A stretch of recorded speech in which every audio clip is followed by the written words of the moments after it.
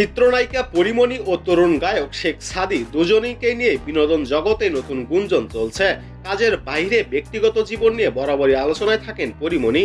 এবার শোনা যাচ্ছে তিনি প্রেম করছেন শেখ সাদীর সঙ্গে।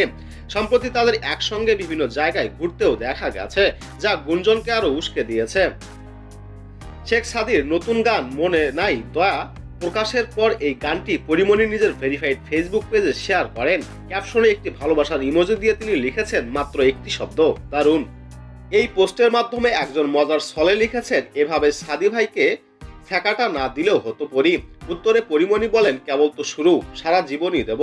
পরীমণির এমন রসিকতায় মন্তব্যের ঘরে আরো অনেক রিয়াকশন জমা হয়। শেখ সাদী ও পরীমণির পোস্টে সাদা রঙের ভালোবাসার ইমোজি দেন, তবে তাতেই সন্তুষ্ট ছিলেন না পরীমণি। পাল্টা মন্তব্যে তিনি লেখেন, লাল লাগবে আমার। তবে তাদের সম্পর্কের গুঞ্জন আরো তীব্র হয় যখন জানা যায় সম্প্রতি পরীমণির একটি মামলা শেখ সাদী তার জামিনদার হয়েছেন। এই বিষয়ে শেখ সাদী বলেন, পরীমণি আমার সহকর্মী, গ্রেপ্তারি পরোয়ানার খবর শুনে উদ্বিগ্ন হয়ে পড়ি, এরপর আদালতে গিয়ে জামিনদার হই। পরীমণি এ প্রসঙ্গে জানান, অসুস্থতার কারণে আদালতে যেতে না পারার তার বন্ধুদের সহযোগিতায় তিনি সাহস পেয়েছেন। শেখ সাদী ও তাদের মধ্যে একজন।